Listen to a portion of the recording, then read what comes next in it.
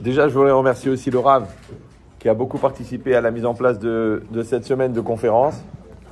Qu'Hachem lui envoie une longue vie, une grande aslacha, beaucoup de nachat, des enfants, et que vraiment toute la Kehila, elle voit que du bien. Amen. Donc ce soir, c'est une soirée spéciale. Comme elle a dit le Rav, Shne Or, Shne Orot, c'est deux lumières. Donc il y a une soirée qui est liée à la lumière. D'un autre côté, le Rabbi il est sorti de l'ombre vers la lumière.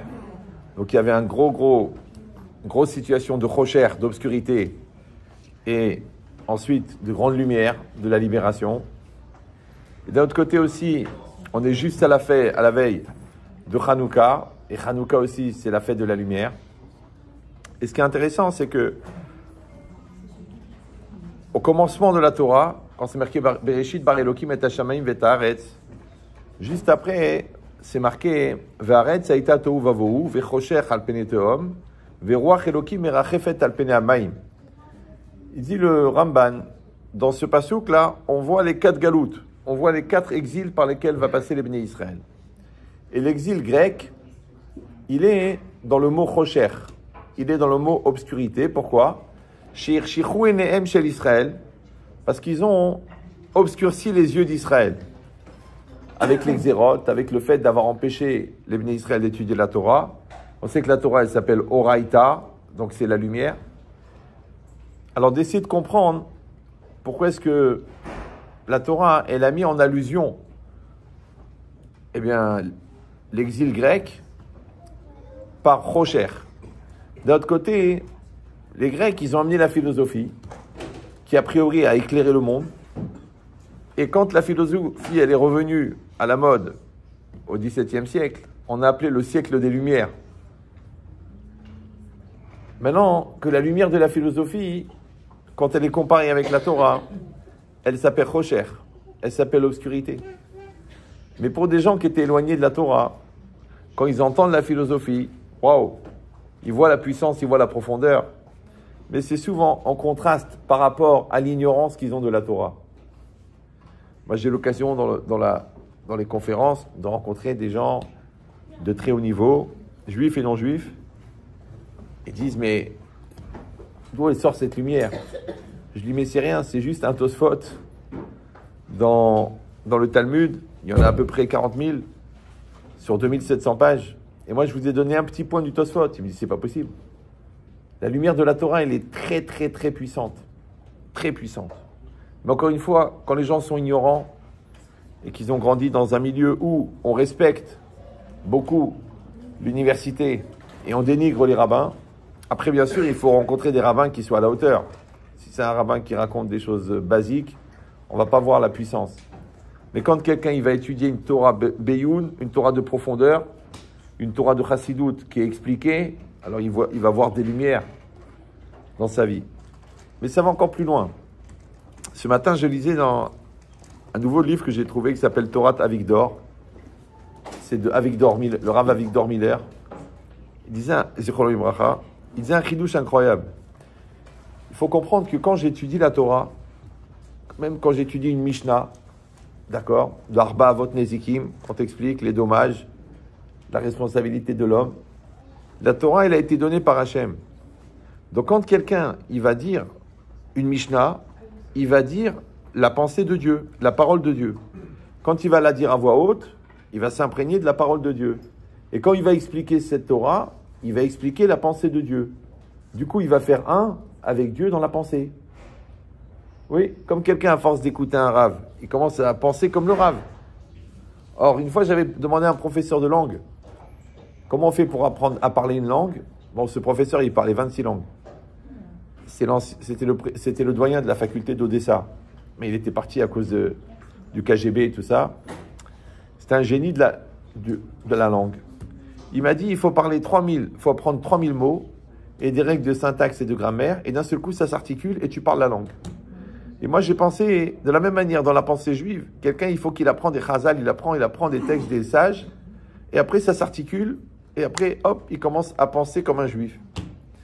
Maintenant, penser comme un juif, c'est penser comme la Torah. Ça s'appelle le Da'at Torah. Or, il faut savoir que le Da'at Torah, c'est la pensée de Dieu.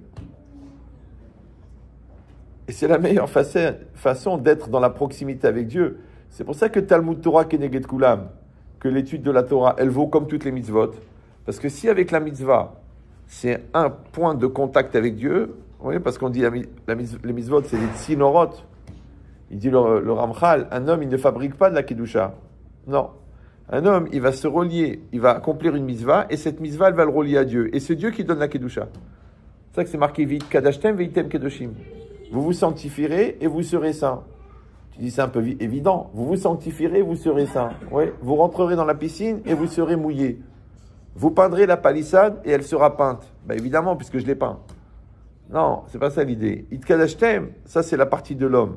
Veitem kedoshim, c'est la partie de Dieu. C'est-à-dire que Dieu va nous envoyer de la sainteté parce que nous, on s'est sanctifiés. Vous me suivez ou? Donc les gens qui disent oui, mais je comprends pas, ou j'ai des problématiques, ou j'ai des questions, ce ne sont pas vraiment imprégnés. D'accord? Quand tu veux vraiment comprendre tes parents, tu les écoutes. Quand tu veux vraiment comprendre ton conjoint, tu l'écoutes. Donc si tu espères comprendre Dieu, il faut que tu le pratiques.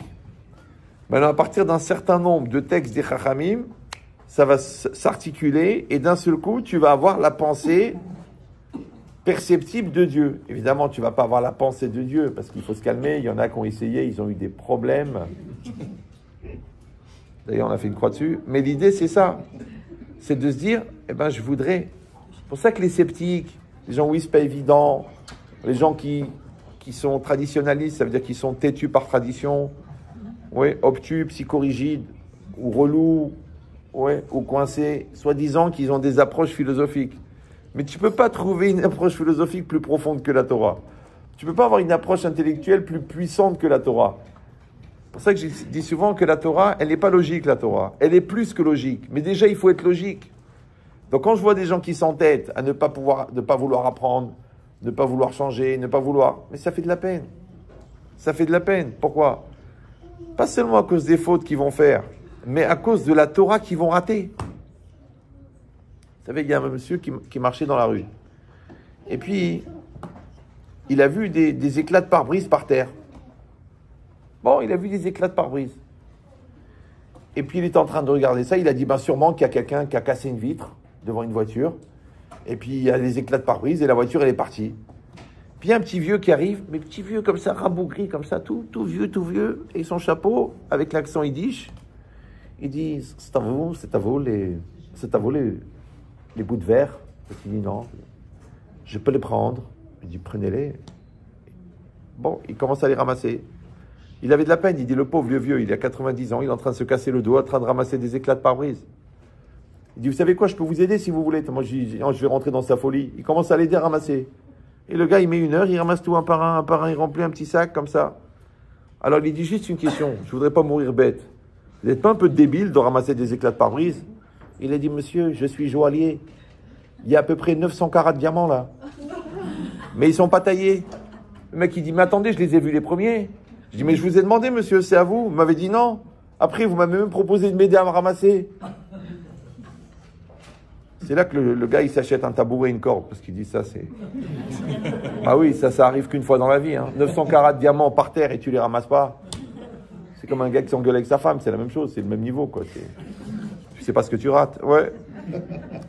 Donc l'idée, c'est pareil. On a une Torah extraordinaire. J'ai raconté une fois, j'étais à Marseille, j'ai fait une conférence. Il y avait un monsieur au premier rang qui est une personne très très importante de Marseille, et très très riche, mais surtout très intelligent. Et à la fin, il m'a dit, j'ai une question. C'est quoi votre cursus?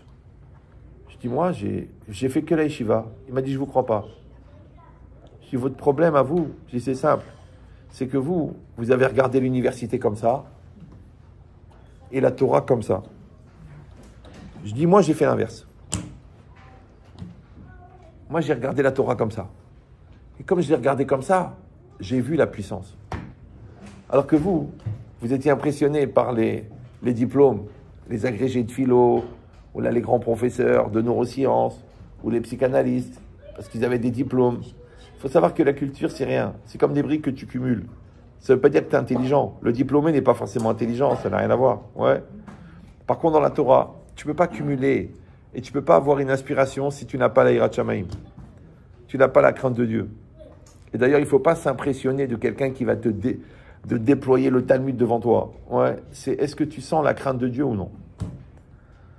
Maintenant, la crainte de Dieu, quand vous prenez des livres comme le Tanya, des livres comme il a cité le Rav, des Rav Dessler ou quoi, il faut savoir que le plus important, c'est pas l'information que vous allez obtenir, c'est l'impact émotionnel qu'elle va avoir chez vous.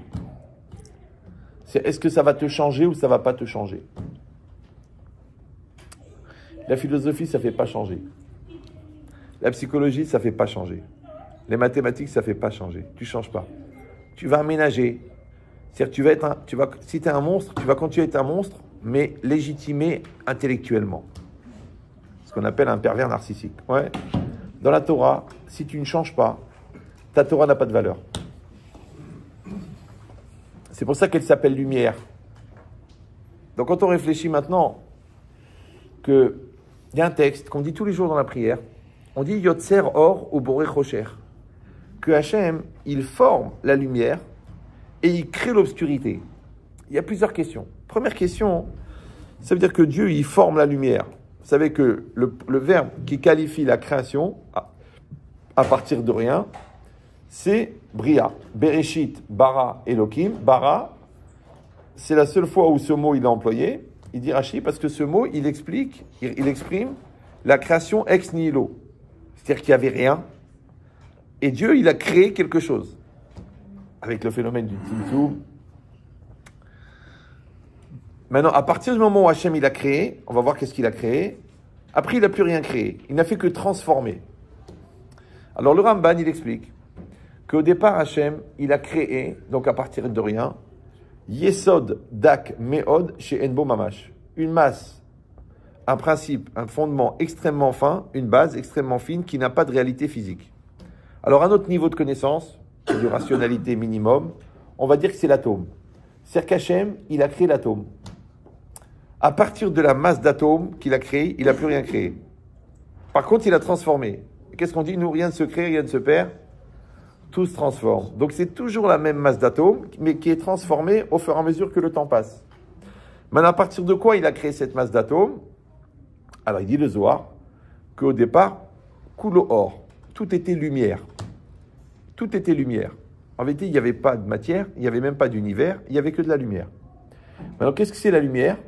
Pour nous, c'est le Ratzon Hashem. Parce que toujours, c'est marqué Orot Zeritzonot.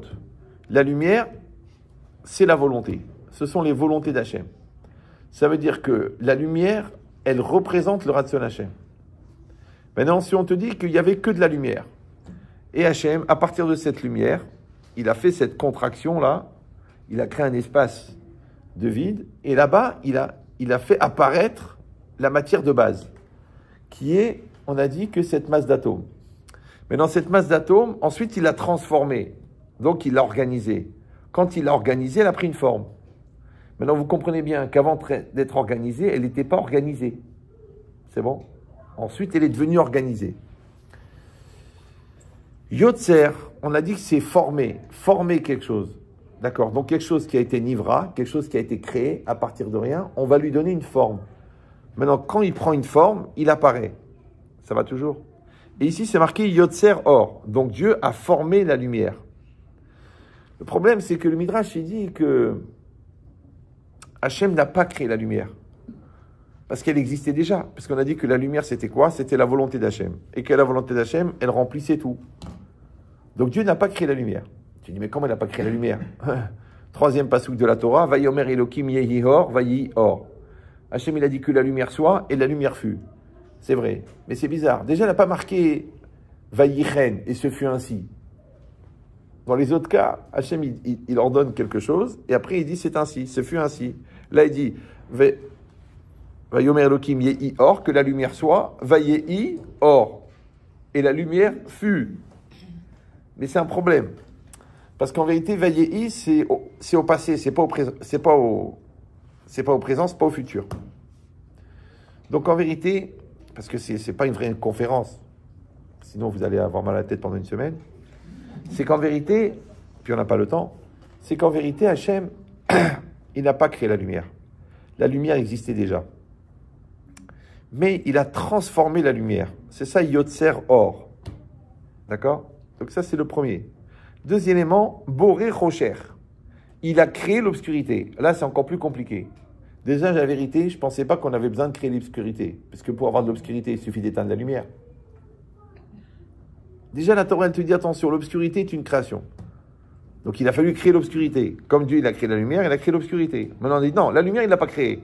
Elle existait déjà, mais il l'a transformée. Par contre, pour le Rocher, oui, les Chachamim, ils ont employé le langage de Boré. Boré, c'est Yesh Me'ain, créé à partir de rien. Donc, effectivement, l'obscurité est une création.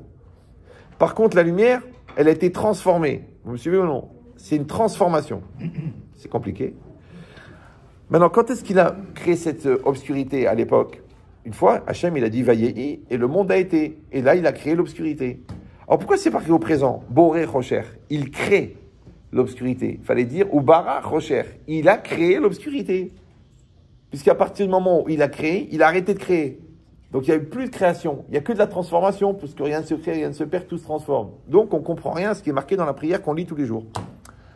Voilà, c'est un bon constat. Toujours mon Rav, il disait, tu commences à comprendre quand tu as compris que tu n'as rien compris. C'est bien. Parce que l'erreur, c'est de croire qu'on a compris. D'accord? Donc, dans cette logique-là, qu'est-ce que ça veut dire que maintenant, Hachem, Boré Rocher. Et c'est quoi le Rocher? Alors, le Rav Chaim Friedlander, qui était très très religieux, c'était un élève du Rav Dessler, il aurait pu vivre à Miami, lui aussi. Ouais. Il a dit une chose incroyable. Il a dit que la Bria, ouais, elle a créé quelque chose. Mais elle a créé une masse d'atomes. Cette masse d'atomes, elle n'a pas de forme. Par exemple, le verre. Il est là. Vous le voyez ou non? Si vous ne le voyez pas, il faut acheter un chien. D'accord. Vous le voyez. Maintenant, est-ce que vous savez que ce n'est pas le verre que vous voyez? Vous savez, c'est la lumière qui se reflète sur le verre. Donc la lumière, elle part de la lampe, elle tape sur l'objet. D'accord?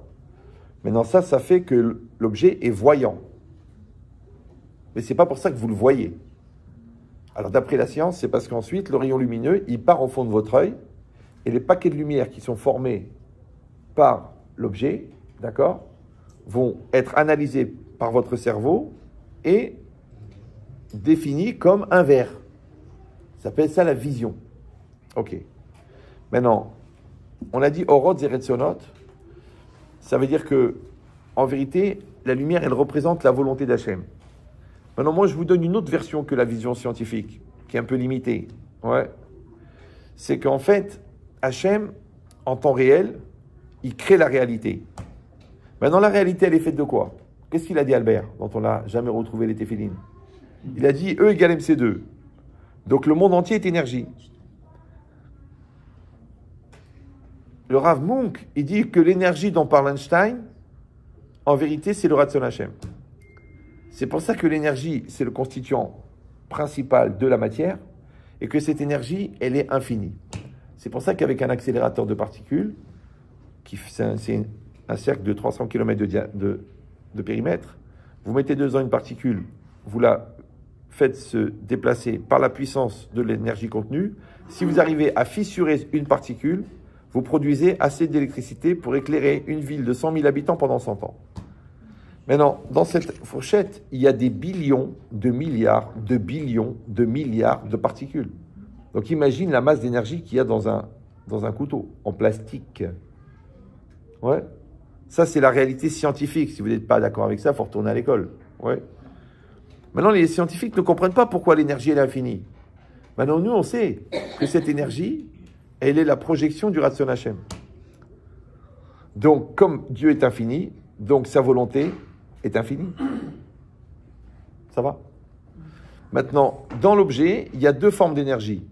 Une énergie, puisqu'à partir de rien, Hashem, il a créé l'énergie. Cette énergie, il a créé avec les atomes. À partir des atomes, il a créé les 4 éléments. L'eau, l'air, le feu et le carbone. Maintenant, qu'est-ce qui fait que ce couteau ne devient pas un oiseau? Tu dis, mais ça n'a rien à voir. Qu'est-ce qu'il a fumé, le Rav? Ouais. Non, ce couteau, je le jette à la poubelle.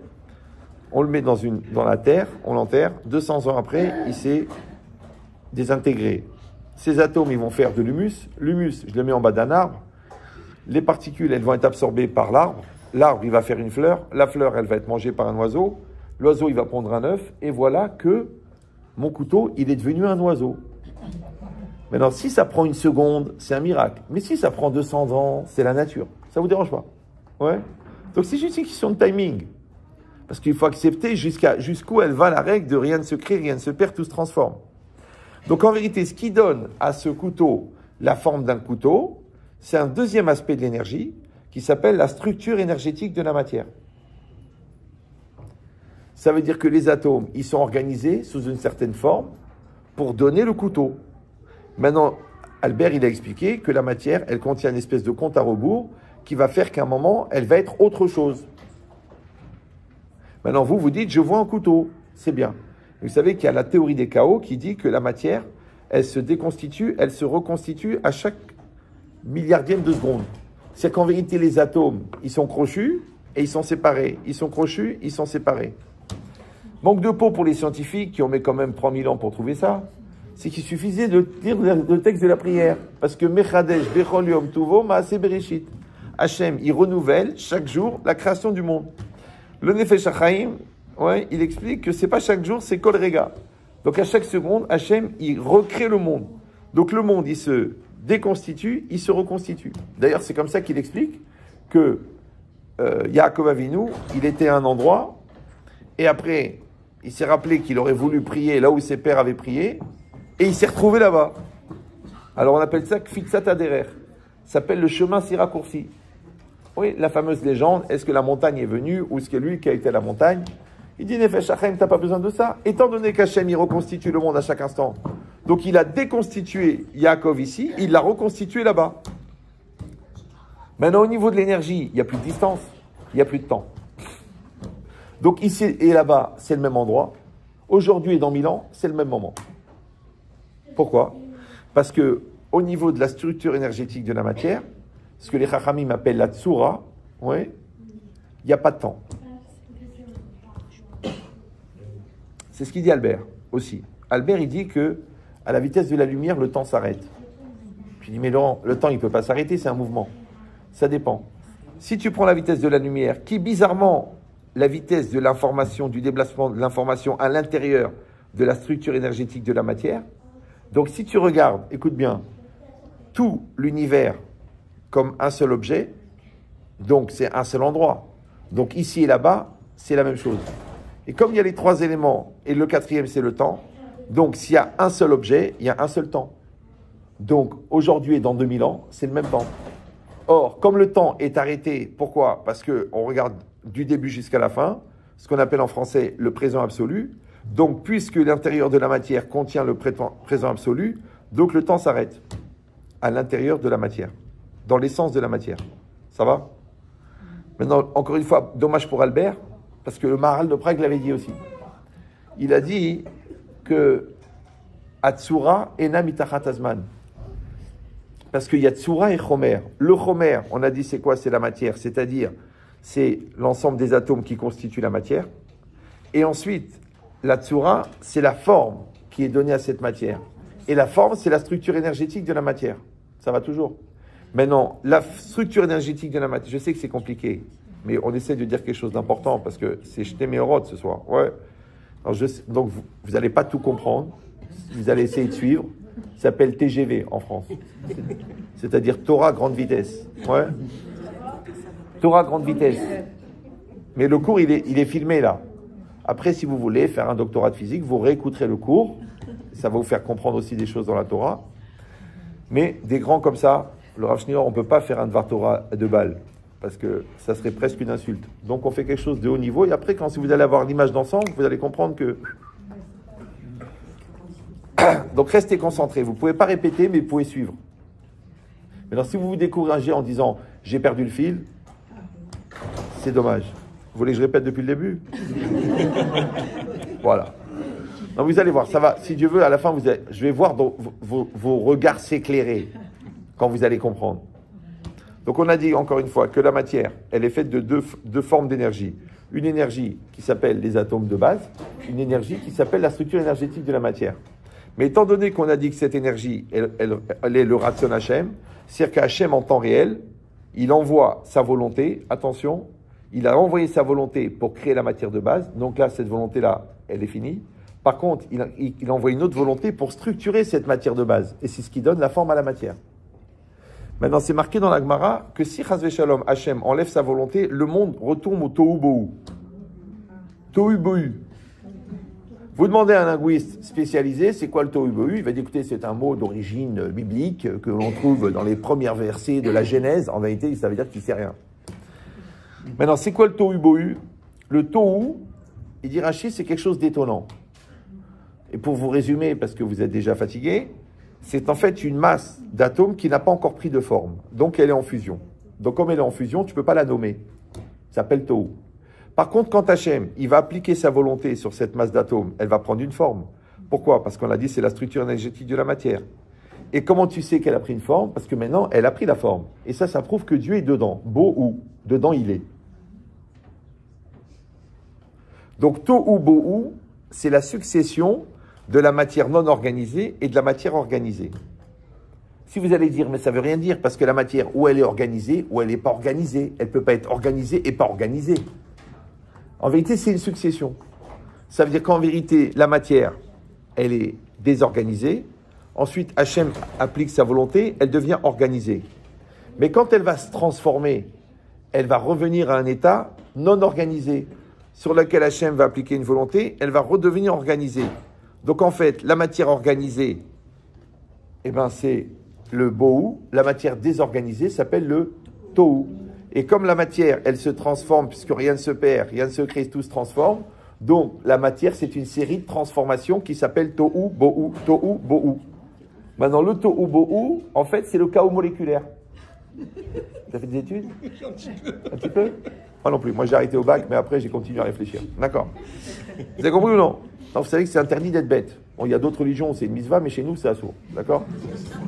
Donc, continuez à apprendre, n'ayez pas peur. Encore une fois, je sais que c'est un petit peu déstabilisant, que vous attendiez un truc sympathique et rigolo, mais malheureusement, j'ai un cerveau. Ah, sinon, j'aurais été humoriste ou homme politique. D'accord. Donc, ça veut dire quoi? C'est très, très important de comprendre que, encore une fois, la matière organisée, elle s'appelle Bohu, parce que Bohu, dedans, il est. Dieu, il est là.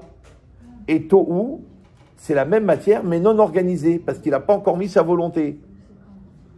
Alors regardez ce hidouche. Quand c'est marqué Va'aretz Saïta Tohu Bohu, donc le monde il était chaos moléculaire, puisque c'était la période où Hachem n'avait créé que la masse des molécules, à partir de rien. En fait, à partir de la lumière, il a créé la masse des atomes, et après, il a arrêté de créer.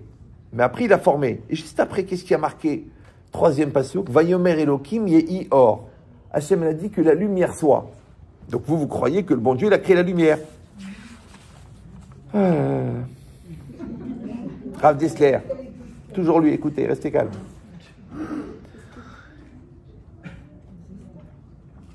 Or, écoutez bien, il parle jamais pour rien, Rav Dessler, d'accord? Or, Piroucho Gilouï. C'est quoi la lumière? Traduction, c'est quoi l'explication? Dévoilement. Alors nous, on croit, ben oui, parce que grâce à la lumière, on dévoile. Non. Quand Hachem, il a créé la lumière, ça veut dire quoi? C'est quoi? Il a dit que la lumière soit. En fait, il a amené dans le monde le principe, le phénomène du dévoilement. Pourquoi? Il dit Bema Amar, Yehi Or. Dans la parole créatrice de Yehi Or, que la lumière soit, Nidgalta, vous pouvez écouter même si vous êtes Breslev. Ouais. Nidgalta Bechinat Agilouï. Elle s'est dévoilée le principe de dévoilement. Il dit Nidgalta Atochen, c'est dévoilé le principe de l'intériorité. Dainu Atachlit, c'est-à-dire la finalité. Bon, ça, c'est les mots du Rav Dessler. Maintenant, je vais vous expliquer. Tout à l'heure, je vous ai dit, quand vous voyez le verre, vous le voyez grâce à la lumière. Maintenant, on a dit, au lieu d'imaginer que la lumière, elle se reflète sur l'objet, on va imaginer que la lumière, en fait, elle est l'expression de la volonté de Dieu, et que Dieu, en temps réel, il envoie un rayon qui crée le verre. Maintenant, il envoie un autre rayon qui fait que moi, j'ai conscience que le verre existe. Pourquoi? Parce que la Neshama, elle est divine, vous êtes au courant. Et la Neshama, elle produit la volonté. Aratson novea me Neshama. Or, la même volonté qui crée la matière quand elle part de Dieu, Dieu, il a associé l'homme à la création. Du coup, la création, elle est l'association de la volonté de Dieu et de la volonté de l'homme. Puisque Dieu, il a créé l'homme à son image. Maintenant, qu'est-ce que c'est Dieu pour nous? C'est une énorme volonté, parcellisée en milliards de micro-volontés, que le monde soit pour le bien. Vous n'êtes pas obligé d'être d'accord avec cette définition, mais je vous laisse les 20 prochaines années pour essayer de la contredire. Donc, tout Hachem pour nous, c'est une volonté. Ça va? Ok. Et c'est normal, puisque qu'est-ce qu'on a d'Hachem, nous? Son nom. Le nom d'Hachem.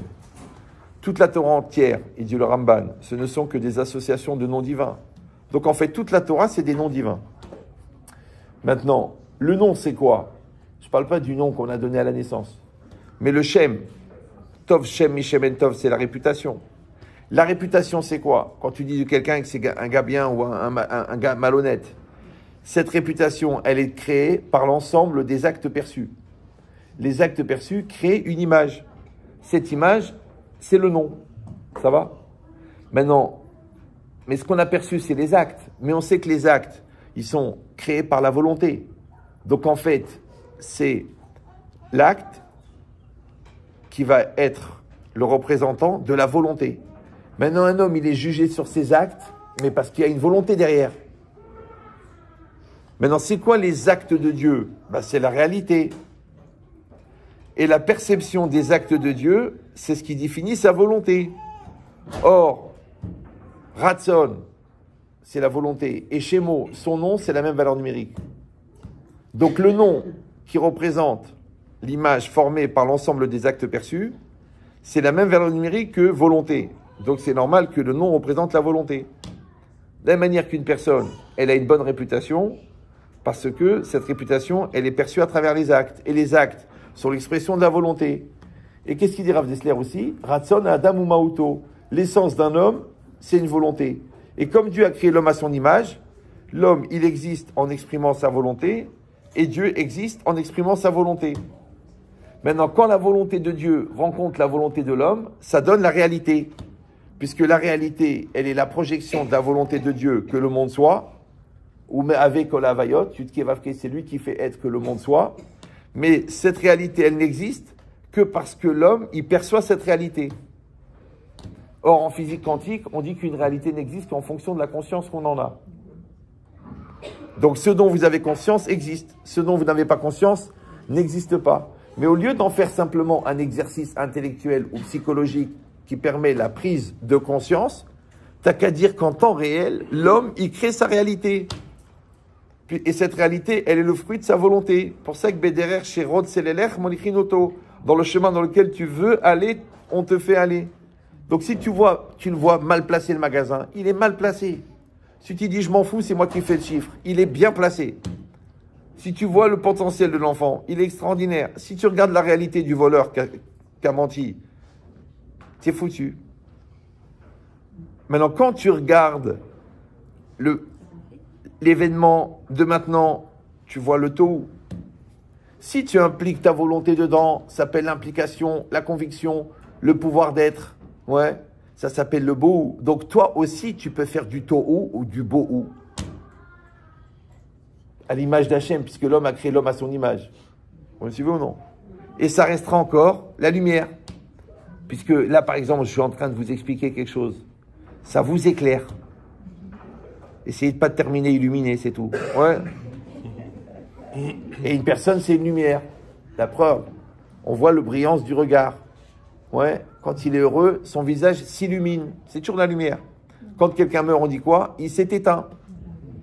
Donc déjà de son vivant, c'était pas une lumière. Imagine après sa mort. Donc l'homme, ça devient comme une ampoule. D'ailleurs, on le dit, il a claqué. Non, mais là, ça n'a pas de rapport avec l'ampoule. D'accord? Non, c'est pour le jeu de mots, ça. Mais qu'est-ce que ça veut dire? Ça veut dire une chose extraordinaire.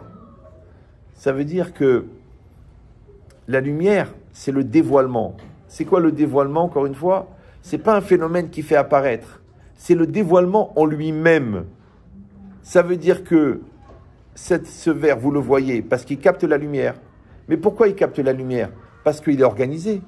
Mais si les particules qu'il constitue, on les éparpille dans 20 mètres cubes, il ne pourra pas capter la lumière, donc vous ne le verrez pas.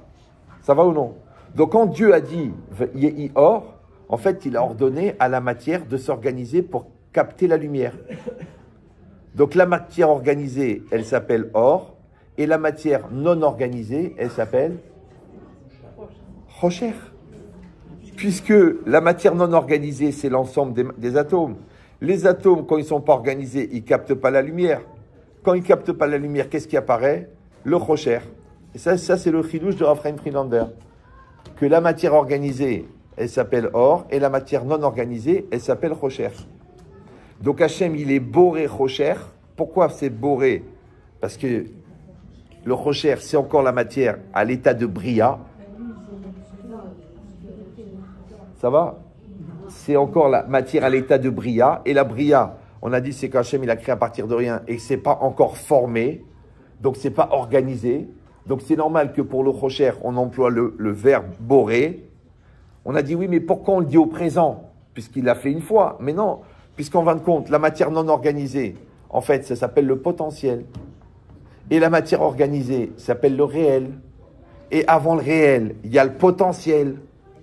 Donc en fait, chaque potentiel au présent, il s'appelle Boré Rocher. Quand Hachem il dit or, automatiquement, il devient capteur de lumière. Pourquoi? Parce qu'elle est organisée. Et ça, c'est la formation de l'atome. La formation de la masse d'atomes, elle s'appelle Yotzer or. Et Yotzer s'est formé. C'est clair pour vous? Ça va ou non? Ça va? Maintenant, c'est intéressant le jeu de mots. Parce que qu'est-ce qu'on dit? On dit Boré, Rocher. Boré, c'est créer de l'obscurité. Et qu'est-ce qu'on dit? Quand quelqu'un ne voit pas clair dans sa vie, il est Boré, Rocher. Il broie du noir.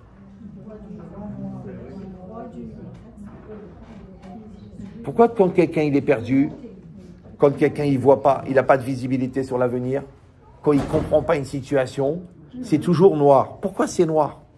C'est en français, on dit « Ah, tu vois tout en noir ». Mais encore une fois, c'est pas que la dimension anxiogène de la perception psychiatrique du mal-être s'appelle noir. Non, c'est que le noir, c'est le non-organisé. Le noir, c'est l'inconnu. D'ailleurs, on a plus peur dans le noir que quand à la lumière. Alors qu'en vérité, ça ne veut rien dire, parce que le danger il peut être invisible. Donc pourquoi tu es rassuré dans la lumière? Parce que la lumière, elle exprime l'organisation.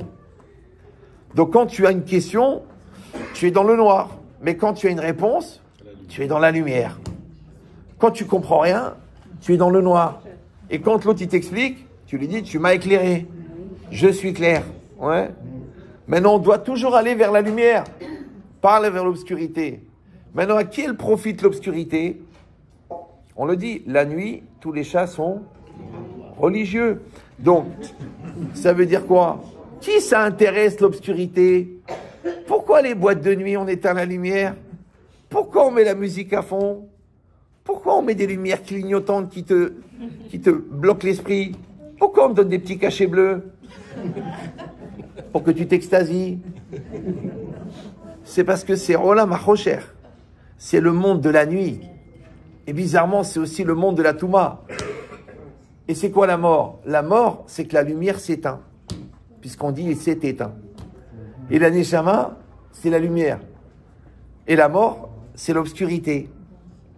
Vous me suivez ou non? Donc quand quelqu'un meurt, il rentre dans l'obscurité. Seulement si de son vivant, il n'était pas proche de la lumière.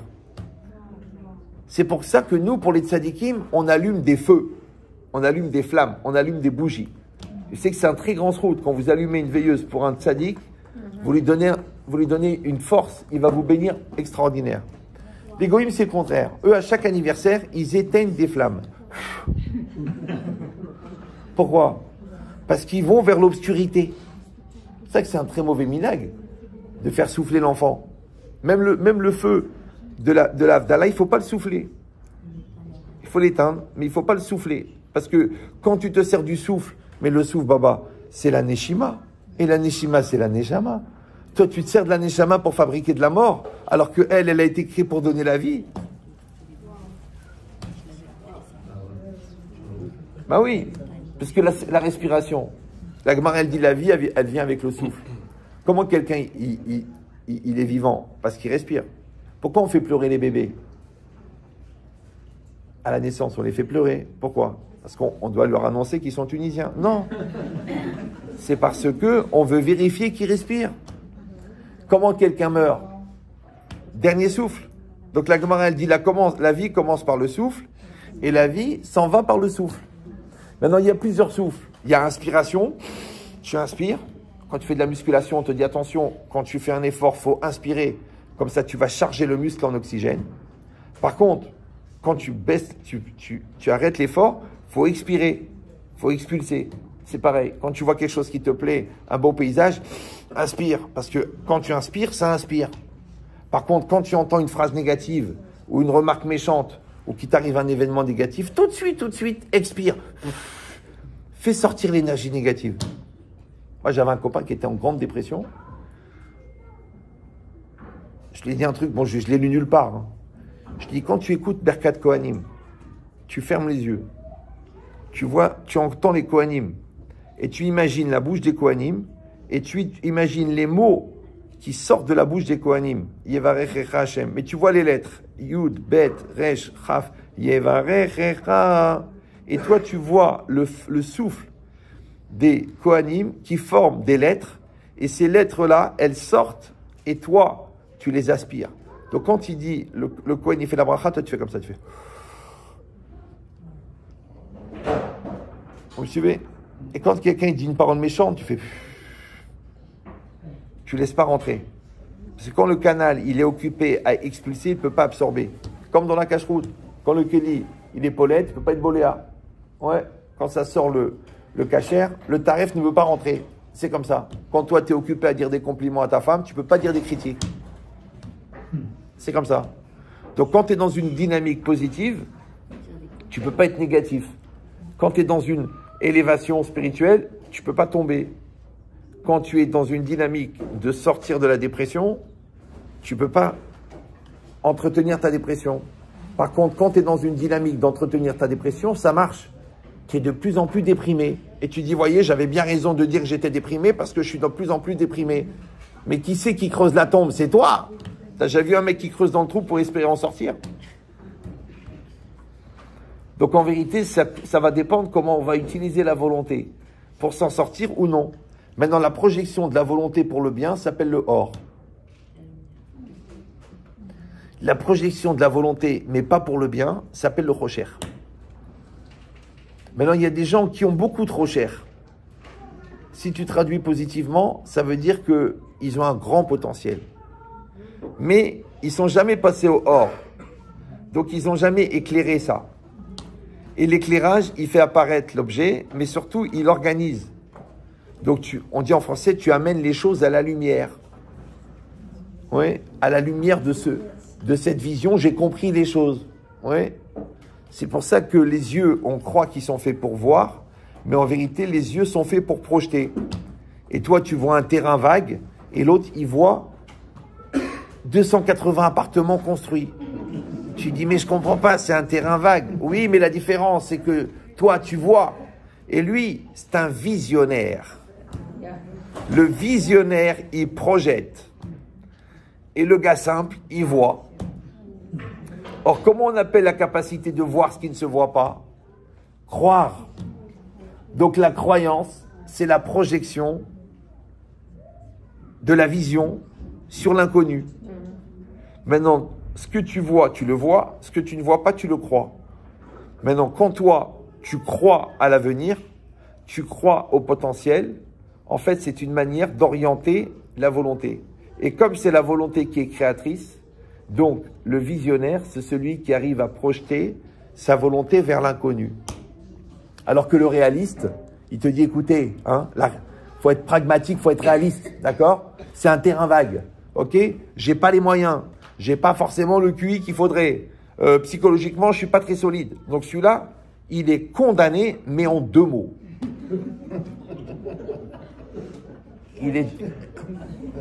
Alors c'est une personnalité.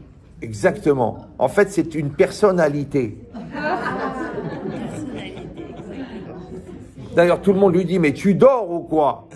Il a dit, je suis une personnalité. Alors que l'autre, c'est une personnalité. Maintenant, la personnalité, on a dit, c'est quoi? C'est la projection de la personne dans la réalité. Or, la personne, elle est véhiculée par la volonté. Les gens qui ont développé une volonté énorme de leur vivant, même après leur mort, ils continuent cette volonté. C'est pour ça que tzadikim bemitatam nikraim chaim. C'est qu'aujourd'hui, tu peux demander le srout du Balatania, il existe. Tu dis non, le pauvre, la Yahmo, il est mort. Non, non. Toi, vivant, t'es plus mort que lui maintenant. Vous avez compris? Tu demandes le srout de Rabbi Meir Maladès. Tu demandes le... Pourquoi? Parce que chaque tzaddik, en fait, chaque Ben Israël, il est comparé aux étoiles. Les étoiles, ils ont une caractéristique spéciale. C'est que tu vois la lumière de l'étoile. Maintenant, vous savez, en astrologie, qu'en fait, l'étoile, elle a explosé. Et comme elle est très très éloignée, la brillance de l'étoile, c'est le temps que la lumière de l'explosion arrive jusqu'à nous. Donc vous savez, quand vous voyez la brillance d'une étoile, que cette étoile, elle a explosé. Ça va? Maintenant, les Bnei Israël sont comparés aux étoiles. Ça veut dire que même quand le corps de la personne va disparaître, la lumière, elle va continuer à venir. Or, on a dit Orot Zeretzonot, la volonté, elle est représentée par la lumière. Donc la volonté des tzadikim, elle continue après leur mort. Alors que les Rechaïm, eux, ils étaient déjà morts de leur vivant. Pourquoi? Parce que la volonté, ils la maîtrisaient pas, parce qu'elle était maîtrisée par le Yetzer Hara.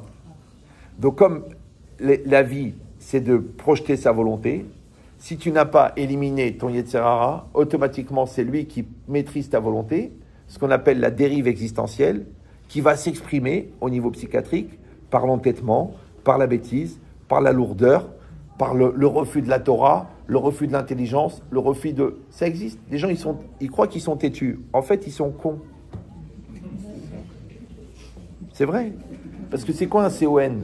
C'est le contraire de l'intelligent. Et l'intelligence, c'est quoi en philosophie? La capacité d'adaptation.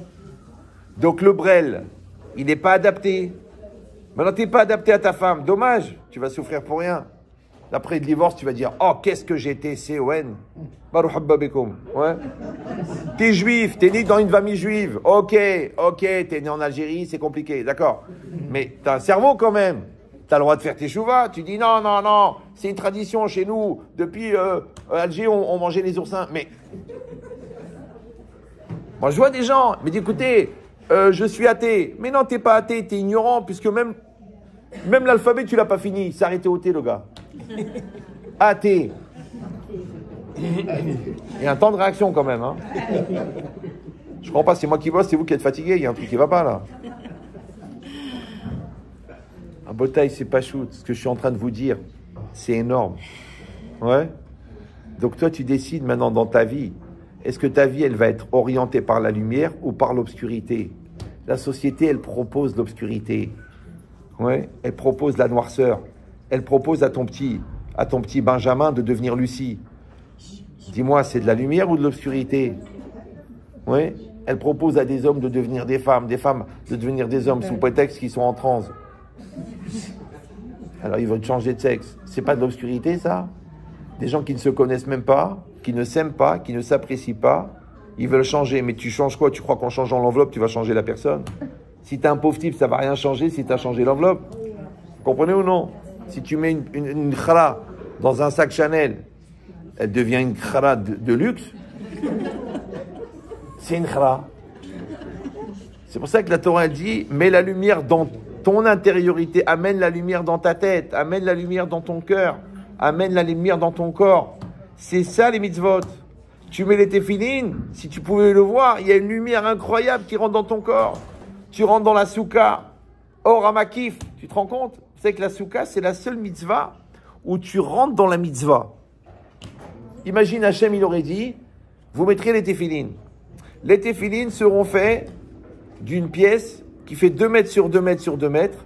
Dedans, on aurait mis les 4 parachiotes des téphilines dans un boîtier en or, et tous les jours, on devrait passer 2 heures dans cette pièce. Hachem, il aurait pu dire ça. Oui, non? Comme il a dit dans la souka, il aurait pu dire rentrer dans les téphilines. Il n'a pas dit rentrer dans les téphilines, mais il a dit rentrer dans la souka. Ouais? Hachem, il a dit rentrer dans le mikvé. Imagine, Hachem, il aurait dit non, ça suffit pas pour s'imprégner de la sainteté du mikvé, il faut boire l'eau du mikvé. Non, mais on aurait pris de l'eau propre, avec des écoles de Hassidut, Grenadine, Stevia, on aurait trouvé des solutions. Imagine maintenant, Madame Cohen, vous êtes trempée, maintenant il faut boire l'eau du mikvé, parce qu'on a purifié l'extérieur, mais avec tout le lachonara que vous faites, il faudrait qu'on purifie l'intérieur.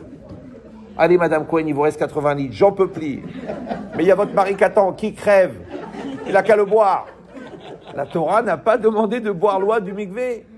Imagine, la Torah, elle aurait dit Bisukot tishvu shivat yamim ou bayom hashemini tochlu souka. Imagine, la Torah, elle aurait demandé de manger la souka. Imagine, mange le scar, mange-le. Tu dis, mais je vais mourir. C'est une mitzvah. Tu dis, mais on va pas manger une mitzvah. Eh ben, tu manges bien je mange bien la matzah. Heureusement qu'elle n'est pas débile, la Torah. T'as compris ou non? Maintenant, quand toi, au lieu rien que déjà t'es dans la souka, c'est mieux que rien. C'est bien, comme ça, tu vas aller au Lamabad, c'est mieux que rien. Ouais. Et si tu dis, tu sais quoi? Je vais étudier les Mishnayot de Souka. Wow, c'est pas mal. Après, tu dis, je vais apprendre les halachot de Souka. Déjà, c'est bien, parce que tu vois que ta Souka n'est pas kshera, kol hakavod, c'est bien. Tu as fait les bracha de batala pour rien depuis 28 ans. Ouais. Après, tu dis, je vais étudier le Midrash sur la Souka. Mais tu vois une autre Souka. Après, tu dis, je vais étudier le Zohar sur la Souka. Bah, tu es parti dans les Olamot. Après, tu dis, je vais étudier la Chassidut sur la Souka. Mais c'est une autre mitzvah de Souka. Est-ce que vous comprenez? C'est-à-dire que plus la Torah, elle va rentrer dans ta vie, plus la lumière, elle va rentrer. Mais qu'est-ce que tu fais, toi? Tu fais rentrer M6, C8, enfin, je sais pas ce que vous avez, 200 chaînes de télé, Netflix, les ambiances, les publicités, les films qui sont ni pour nous, ni pour vous. Ouais. Mais tout ça, c'est de l'obscurité qui rentre dans ta vie. Tu m'étonnes. En France, je sais pas ici, je sais pas comment ça marche, mais en France, il y a 29 millions de personnes qui prennent les antidépresseurs. C'est quand même la France qui était à l'origine du siècle de lumière. Alors, où elle est passée la lumière? Parce qu'ils ont confondu la lumière du téléviseur et la lumière de la Torah. T'as compris ou non? C'est-à-dire que quand toi, tu as un problème, pourquoi tu vas chez un rave? Pourquoi tu vas chez un tzaddik? Lui, il connaît rien, il connaît pas la politique, il connaît pas la situation économique, il comprend rien à ce qui se passe. Il sait même pas ce que c'est une télé. Il a même pas vu les films de Indiana Jones. Ça veut dire il a rien fait de sa vie, le pauvre. Il était jeté là-bas avec sa Guémara depuis 63 ans dans un village à 10 km de Netivot. Et pourtant, il comprend mieux la vie que toi. Pourquoi? Parce qu'il est éclairé. Alors je te dis le secret. Quand quelqu'un il étudie la Torah, on a dit qu'est-ce qu'il a fait? Il apprend la pensée de Dieu.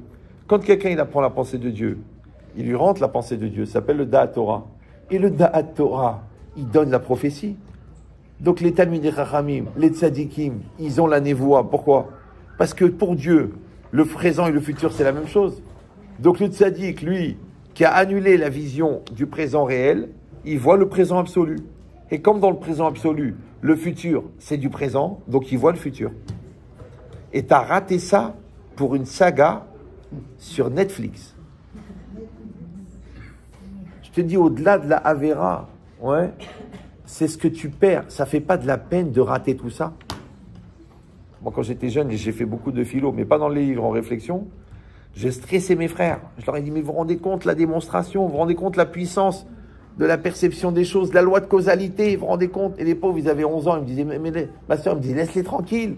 J'avais de la peine qu'ils soient Ahmar. À Botaï, on ne peut que proposer. On peut proposer la lumière. On ne peut pas imposer la lumière. Mais d'un autre côté, ça fait de la peine.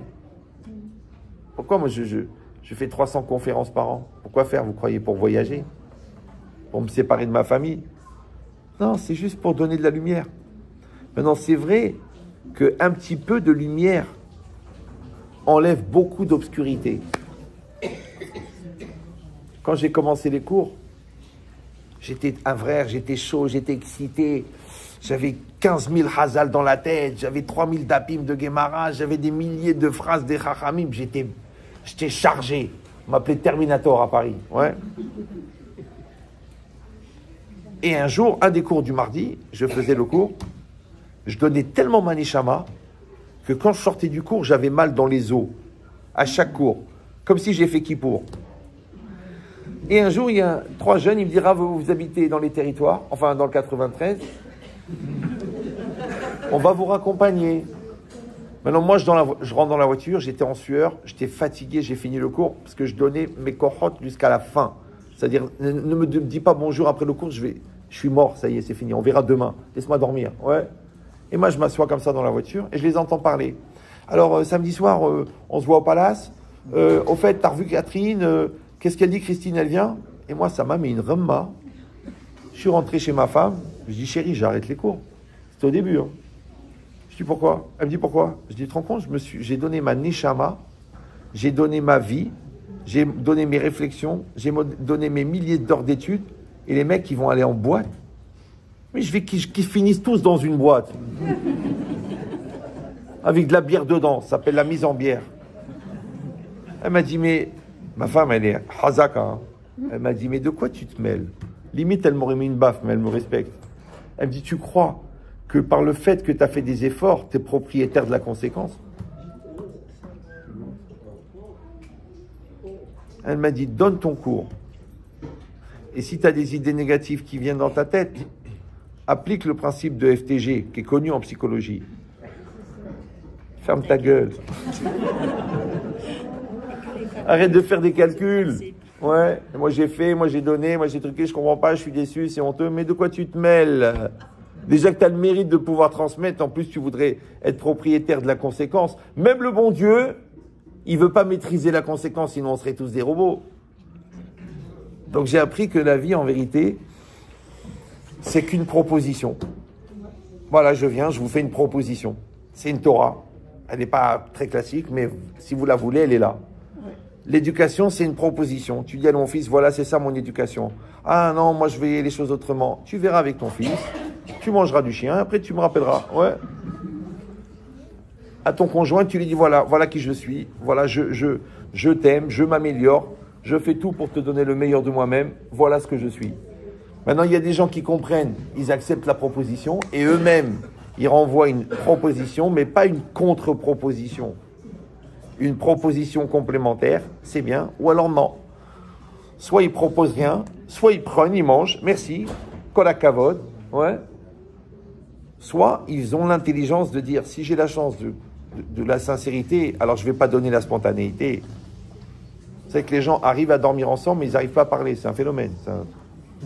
Des fois, je leur demande, mais comment les bébés sont nés? Par Wi-Fi?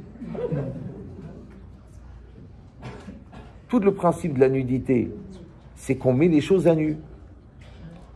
Donc si tu n'es pas en sécurité avec ton conjoint, parce que tu dis, ouais, on ne sait jamais, sa vie, il profite, après, il n'est pas bien, elle est folle, il est parano, il est calculateur, il prépare le... Si tu n'es pas en sécurité, chérie, la porte, elle est là. Tu dis, oui, mais c'est pour le shalom. Non, ça, c'est son cousin, c'est Has, c'est deux cousins, Has ve Shalom. Shalom, c'est Shalem. Shalem, c'est entier. Maintenant, tu vois dans les yeux de quelqu'un, quand il est heureux, quand elle est heureuse. Parce que son visage s'éclaire. Alors moi, je vous donne le secret. Faites rentrer la lumière de la Torah. Ça marche très très bien. Ça fait 3500 ans que nous fabriquons des tzadikim gmourim. Eux, ils essayent, ça marche pas. Pourquoi vous croyez, moi, que j'ai tellement de goïms qui suivent les cours? Et des catholiques, et des musulmans, et des athées, et des gens qui te disent, écoutez, je crois en rien, mais je crois en vous. Ça fait peur.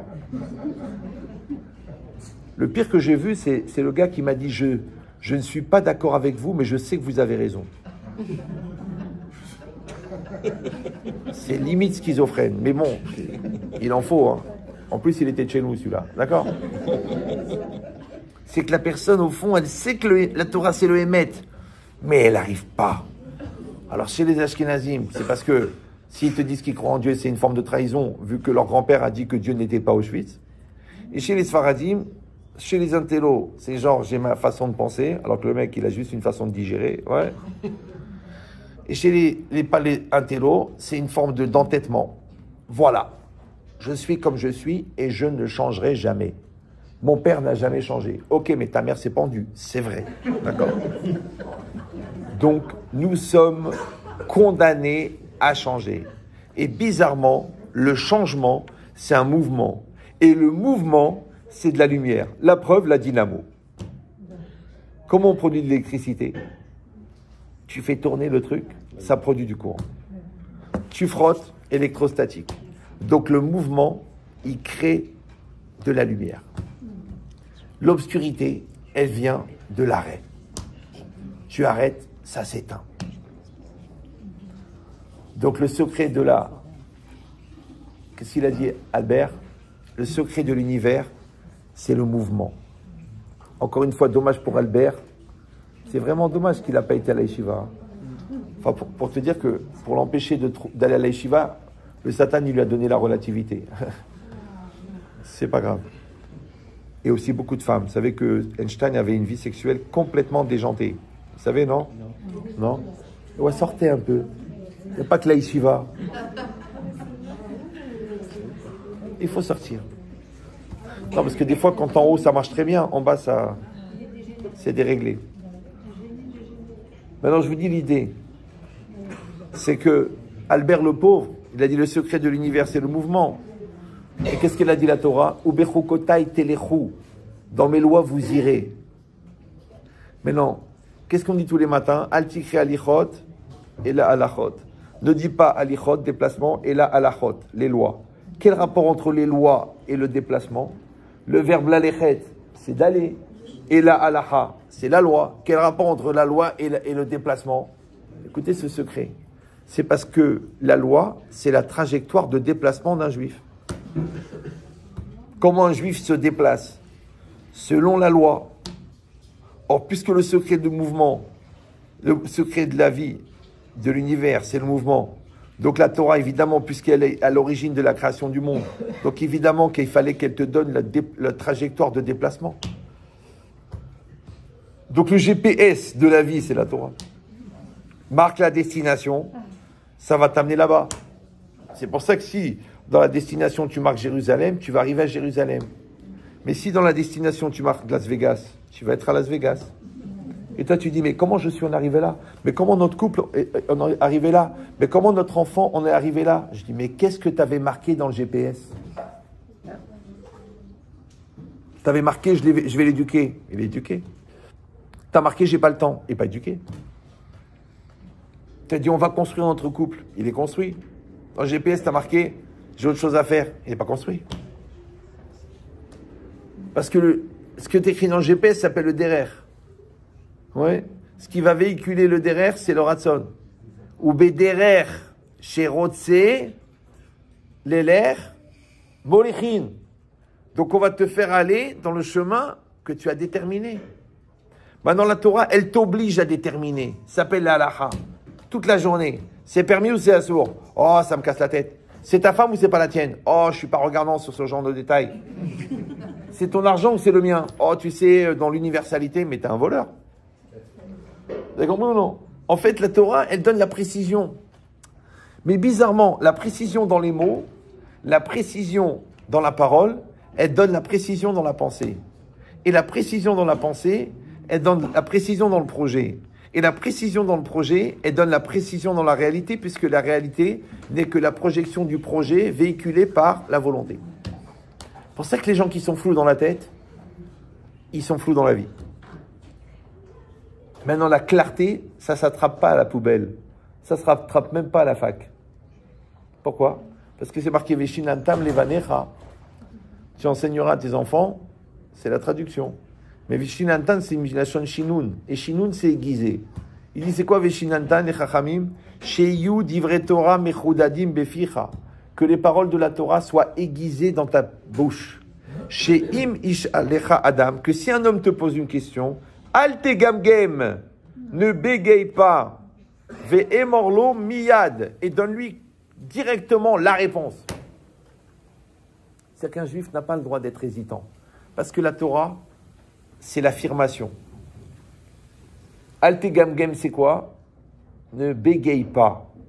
Il dit le Pahad Yitzhak, c'est quoi tegamgem? Gamgam. Al tomar efshar lomar gamze ve gamze. Il n'y a pas de gamgam. Il y a ou blanc ou noir. Ou il y a ou permis ou interdit. Ou cachère ou pas cachère. Non, tu comprends, nous, on est pour la pluralité. Mais qui c'est qui fait la plurielle? Regarde, écoute les journalistes. C'est vrai qu'il y a les morts israéliens, mais il y a aussi les morts palestiniens. Pluriel. Mais là maintenant, on est dans les morts israéliens qui sont en train de nous emmerder. D'accord, oui ou non? Tu dis, toujours le deux points de vue. Bon, il y a une situation, on peut l'avoir de deux points de vue. Mais dis-moi, c'est la vérité. Non, toujours deux points de vue. Le pire, c'est Nini, cet adolescent-là qui a épousé sa grand-mère. Macron, ouais. C'est lui qui a inventé ni droite ni gauche. Même lui, d'ailleurs, il ne s'est pas vraiment décidé, par devant, par derrière. Il n'est pas clair, d'accord, ouais. Mais cette idée-là, c'est ça. Après, il y a l'autre fou, Jean-Luc. Tout le monde lui a dit dans son groupe, ne mélangeons pas tout. Il n'arrive pas à se retenir. Mais Rabotaï, au lieu de s'énerver, oui, c'est pas normal, comment il parle, comment il truc, Israël pour Israël, antisémitisme. Mais Rabotaï, tout ça, c'est notre reflet. Tout le monde goy, c'est notre reflet. Et eux, ils génèrent quoi? L'obscurité. Et l'obscurité, c'est quoi? C'est le safek. Et le safek, c'est le doute. Et le safek, c'est la même valeur numérique que Amalek. Et Amalek, c'est le descendant de Esav. Et l'ange de Amalek, c'est le Yetzerara. Donc par transitivité, le Yetzerara, c'est le doute. Qu'est-ce qu'il a dit Hachem? Barati lecha Yetzerara. J'ai créé le Yetzerara, j'ai créé la Torah. Tavlin, c'est quoi Tavlin? C'est le médicament. Donc le Yetzerara, c'est le doute. La Torah, c'est l'anti. Alors l'antidote ou l'antidoute? À Botaï, la Torah, elle demande qu'on sorte du doute. Or, il y a trois types de doute.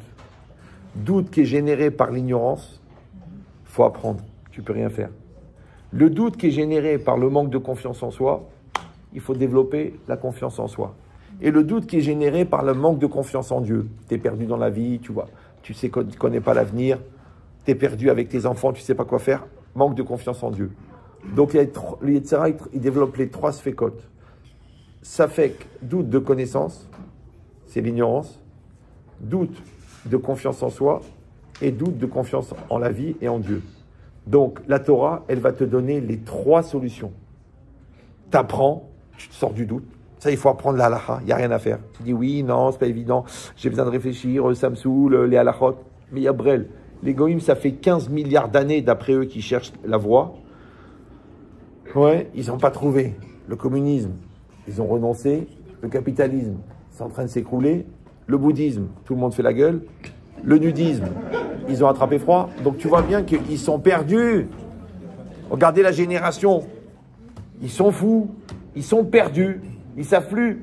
Ils ne savent pas faire la guerre, enfin, la jeunesse, la truc, l'argent, la drogue, permettre le cannabis. Ils sont perdus. Pourquoi? Parce qu'il manque la lumière. Et même la solution qu'ils auraient pu avoir avec la morale, ils l'ont rejetée. Avec la religion, ils ont été dégoûtés. Et à vouloir faire une société qui était amorale, ils ont fabriqué une société qui est immorale. Pourquoi? Parce qu'ils ont enlevé la crainte de Dieu. Maintenant, tu sais pourquoi ils ont enlevé la crainte de Dieu? Parce que les gens qui représentaient Dieu, ils étaient pires que eux. C'est pour ça. Mais encore une fois, ça, c'est parce que dans toute situation de vérité, il y a toujours un PAC, un piège à... Donc toi aussi, tu peux choisir entre un rave de Torah et un rave moderne orthodoxe, à une femme rabbin et un tzaddik. Tu auras toujours le choix. Un talmid chacham et un professeur d'université. Un expert comptable avec une petite kippa comme ça. Vous savez que la taille de la kippa doit recouvrir la majorité du cerveau. Donc chacun, il évalue la taille de son cerveau. Non, je vois les gens, ils se baladent avec une hostie sur la tête. Un truc comme ça. Tout plat. Tu dis, mais elle est petite. Oui, mais c'est au cas où Christine me fait un clin d'œil, j'ai le temps de... Alors que quand c'est comme ça, avec comme ça, et comme ça, ça va être dur. Tu dis à Christine, ne bouge pas. Je reviens. je reviens au goy. En fait, tu renonces au libre arbitre. Alors que les gens, ils restent tout pathos. Comme ça, ils ont toujours le choix. En cas d'opportunité, et si en plus, affinité. Alors que quand la Torah, elle a dit, Natati lefanecha et tachaim vetamavet, ou bacharta, t'as choisi. Voilà. Ça s'appelle un juif engagé.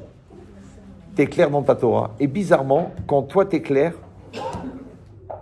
l'autre il doute. Mais quand toi tu doutes, lui il est clair. C'est que la haine de Amalek, elle est dans une force et une certitude, parce que le juif il doute de ses valeurs. Le Shabbat, la cache-route, Dieu, est-ce que Dieu existe? La plage, la pédophilie, il n'est pas clair. À ce moment-là, l'autre, il est clair. Et je vais terminer avec cette anecdote incroyable. Ça se passait en prison en Israël. Et il y avait un des grands chefs palestiniens qui avait été attrapé. Et c'était Pessah. Et puis il y avait un gardien qui est juif. À Pessah, il mange un sandwich de pain. Et le chef palestinien, il se met à rigoler. Il dit, pourquoi tu rigoles? Il a dit, parce que la vérité, je pensais vraiment que on ne pourrait jamais récupérer cette terre. Il a dit, mais maintenant que je vois que vous mangez du Hametz à Pessah, je sais qu'on va la récupérer un jour. Tu peux m'expliquer comment ça se fait que le Palestinien, qui n'a pas l'estime de lui-même, puisqu'il le revendique, Palestine, d'accord? Comment c'est possible qu'il est plus clair que le juif qui mange du pain à Pessah? Tu dis oui, mais il n'est pas religieux. Mais ça fait 3000 ans que tes ancêtres ne mangent pas de pain. Comment en 70 ans ils t'ont enlevé la racine de ton judaïsme? C'est ça le danger. Le danger, c'est pas les bombes. Le danger, c'est pas les attentats. Le danger, c'est quand on lâche Akadosh Baruch Hu, qu'on n'est pas clair sur notre valeur de juif et qu'on enlève la Torah de notre vie. Ça, c'est dangereux. Et qu'il n'y a pas la hardoute entre nous. Ça, c'est dangereux. Mais tout le reste, c'est rien que des excitations. Parce qu'on sait, dans chaque génération, ouais, Bechol Dorvador, bien avant Star Wars, dans toutes les générations, il y a des monstres qui sont arrivés. Et les Grecs, ils sont venus pour ça. Ils ont dit, on ne va pas vous tuer, on ne va pas vous massacrer. On vous interdit d'étudier la Torah, on vous interdit de faire Shabbat et Rosh Chodesh, on vous interdit de faire la Brit Mila. Ça s'appelle Rocher. Irshichu enehem shel Israël.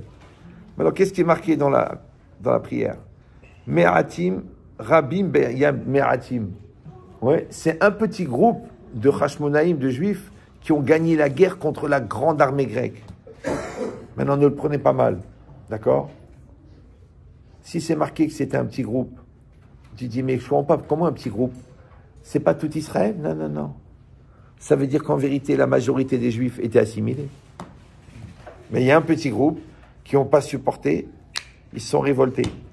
Ça veut dire que dans leur âme Israël, il y a 3 groupes.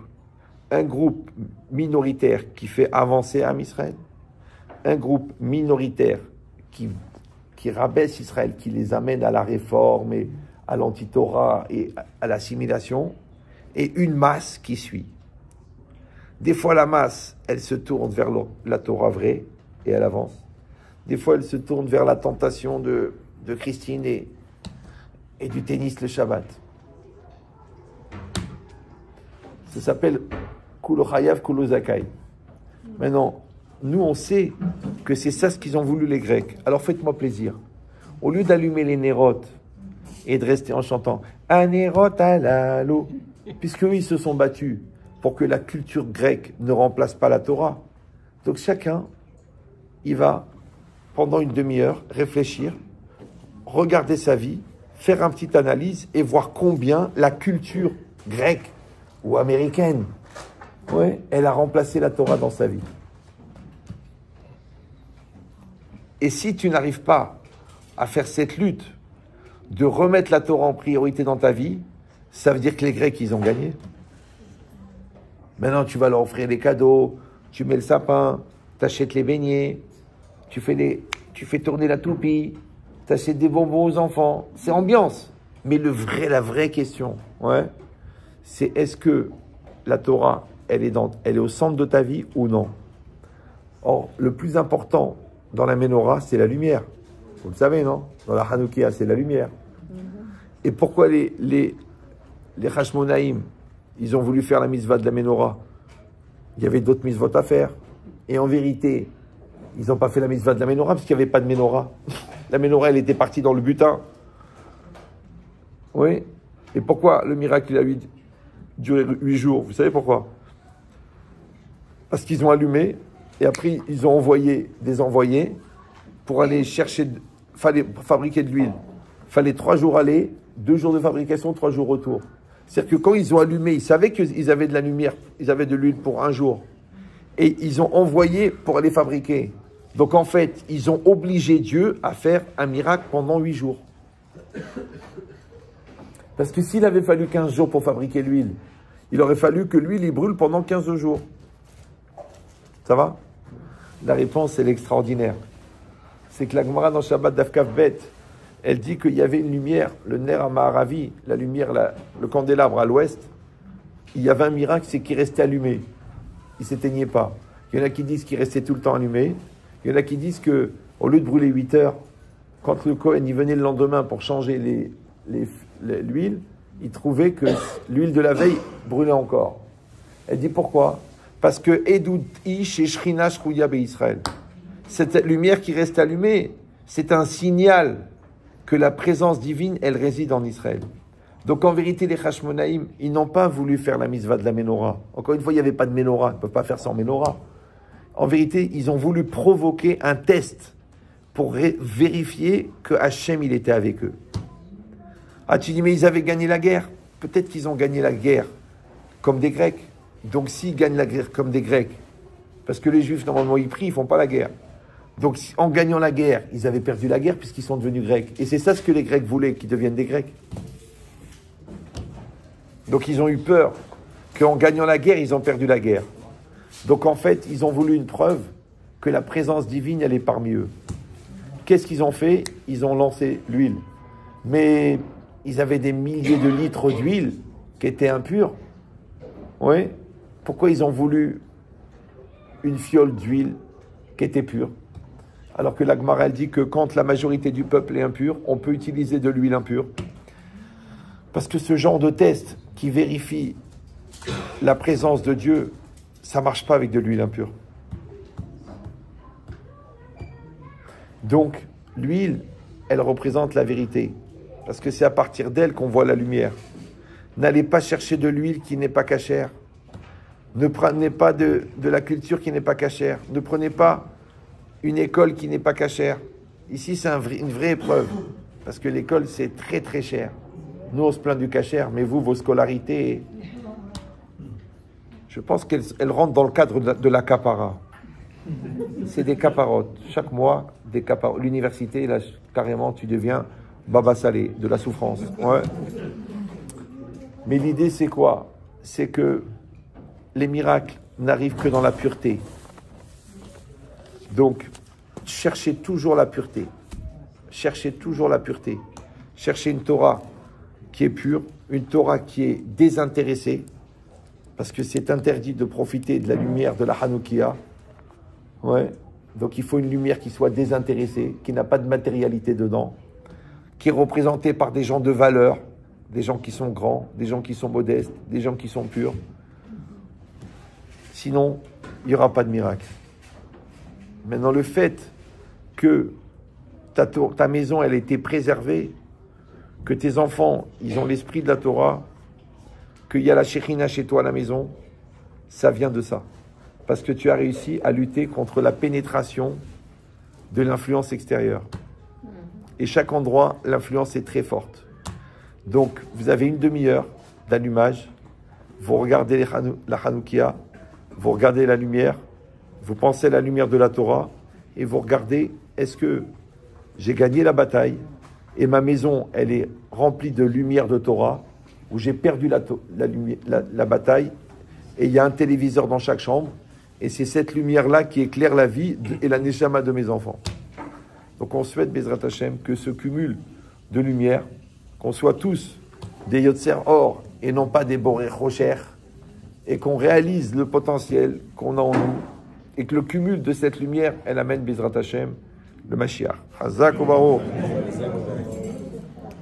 1h19 quand même, vous avez tenu. Hein.